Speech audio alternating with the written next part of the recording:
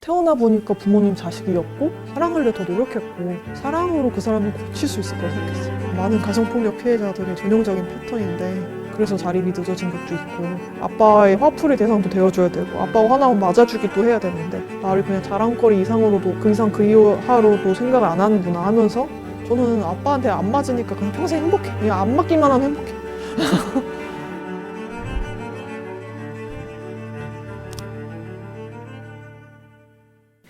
잘 다니시던 공기업에서 나와서 사업을 하셨고 그걸 부부가 같이, 그러니까 저희 엄마 아빠가 같이 했어요. 둘이 불화가 불어닥쳐서 이혼을 했는데 아버지가 친권자였고 근데 정확한 사정은 모르지만 어머니가 저를 키우고 있었어요. 그리고 저는 거기서 되게 행복했는데 친가 식구들이 그냥 다 같이 와서 그냥 저를 그냥 갑자기 차에 싣고 그냥 데려가 버렸어요.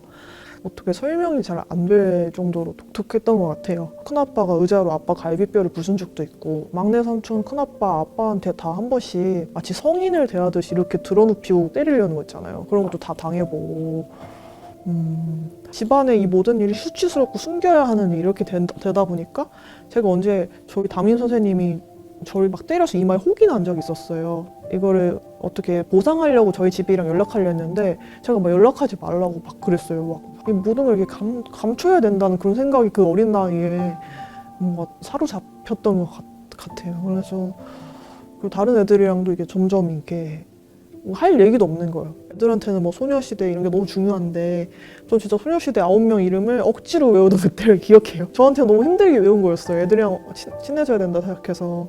근데 저는 사실 목숨이 위험한데 그때 소녀시대가 중요하진 않았거든요. 그래서 시원하게 100% 말통하진 않으니까 그래서 책을 많이 읽었던 것 같은데 도서관에 있는 거, 학교 도서관에 있는 거 진짜 많이 읽고 자기한테 일어나는 일이 어떤 일인지 모른 채로 그렇게 그 시간을 보냈던 것 같아요. 언제는 제가 아빠한테 맞아서 다리가 푸르게 멍이 들어서 가니까 양호실 가니까 너도 아빠한테 맞았구나 여기 아빠한테 맞은 애 또 있어 하면서 그냥 누우라고 양호 선생님도 그러시고 이러니까 아 어른들이 이걸 아무렇지 않게 여기는구나 이런 생각이 강화됐죠. 지금 생각해보면 아동보건법 위반이셨어요. 그렇지만 또 지금은 아마 아동범죄 처벌에 대한 특례법으로 인해서 그 교사 선생님들이나 기관장 이런 분들이 신고를 안 하면 안 되게 과태료도 받으세요. 신고를 안 한 경우. 근데 말만 신고 의무자지 뭐 지금도 설문조사 같은 거 하면은 대부분의 선생님들이 과반 넘게 아동학대 신고를 망설이다가 안 한 적이 있다라고 하더라고요. 아동학대 신고자를 뭐 보호해야 된다 이런 말도 법에 있어요. 구체적으로 그분들을 제대로 보호해주는 그런 절차들은 없다 보니까 왜 몰아가냐 어쩌라는 거냐 이런 식으로 민형사 뭐 고소를 다 할 수 있잖아요. 사실 신고 의무자들이 마음껏 양심에 따라서 신고를 할 수 있게 그런 거에 대해서 좀 보완이 이루어지기는 해야 될 것 같아요.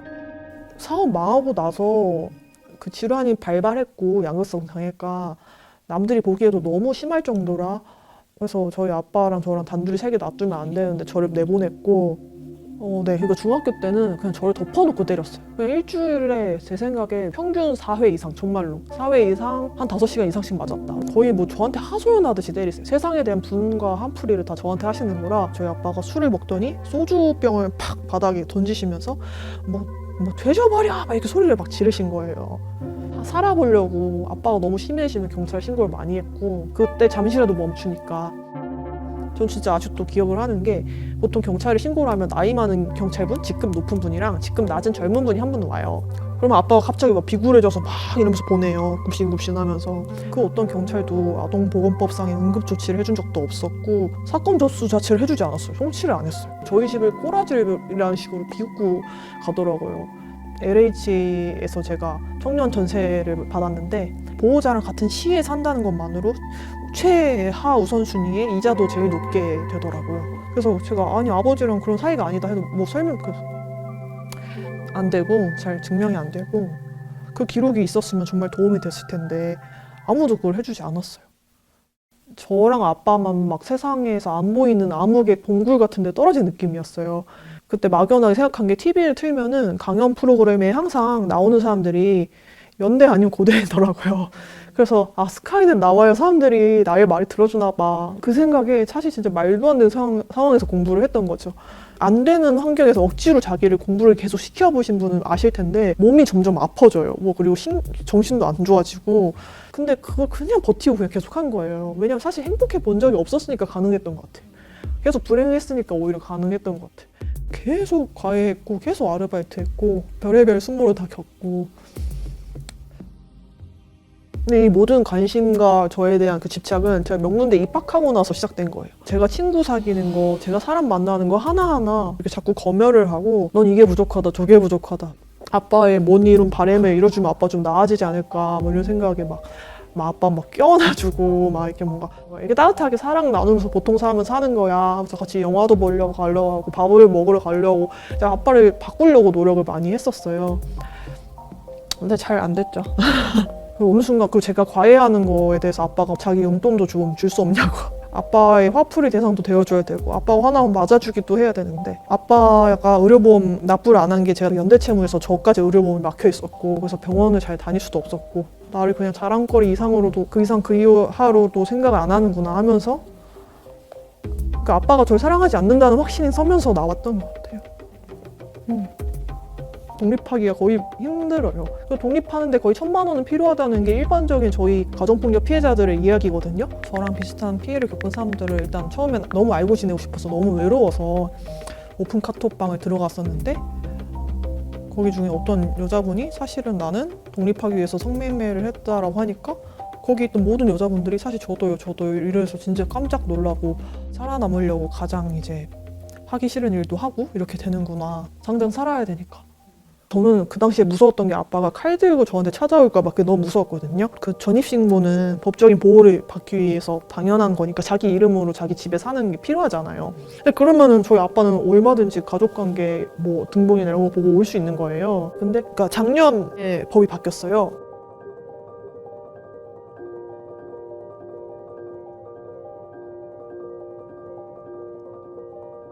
근데 그나마 제일 좋은 게 쉼터에 가는 거예요. 그럼 쉼터에 장이 서류를 줄 수 있거든요. 쉼터 장이 준 서류가 제일 권위적이라. 그러니까 보호소 장이 이 친구는 뭐 이런 이유로 여기 가정폭력을 피해서 있었다. 가정폭력 피해자임이 확실하다. 이렇게 딱 서류 주면은 그게 진짜 도움이 돼요. 친가 사람들이 저 강제로 찾아온 적이 있어요. 그래가지고 이제 바로 경찰에 신고했죠. 이거 주거 침입이다. 근데 또 역시 또 뭐 가족분이세요? 막 이러면서 그냥 가는 거예요. 근데 저는 그때 경험이 없어서 잘 몰랐는데 사건 전수 또 안 해주시고 갔더라고요. 법원이 봤을 때 그 아이 사이에는 접근금지 가처분 이런 거 신청하려면 되게 심각해야 된대요. 그래서 그렇게 자료를 모으고 있는 거죠. 아 그래 내가 변호사가 되면은 적어도 인생 중에 단 한 명 이상이라도 좀 도와주고 갈 수 있겠지. 그러니까 저는 그게 좀 강박이었거든요. 나를 방관했던 수많은 어른처럼 되지 않는 거. 법으로 뭘 해봐야겠다고 생각을 했어요. 제 생각과는 많이 법이 달랐죠. 인권법 학회가 있었는데 제가 들어가서 깽판을 쳐놨어요. 거기서 너무 학술적인 얘기만 하고 권위 있는 학자랑 함께 무슨 담론을 얘기해주면 오 하자 해요. 근데 이제 좀만 벗어난 얘기. 예를 들어서 그냥 고민 상담을 주제로 하는 어플리케이션에 들어가도 대부분 가정폭력 얘기가 많아요. 고민 상담 어플 막 스크린샷 막 보여주면서 이게 진짜 고통을 겪는 사람들이야 파 이랬는데 별로 뭐 좋지 않았죠. 제 불행을 다른 사람들한테 말해보면서 느낀 게 사람들이 그냥 제 얘기 듣는 것 자체 불쾌해요. 불편해하고. 왜냐하면 아름다운 가족 신화가 깨지니까.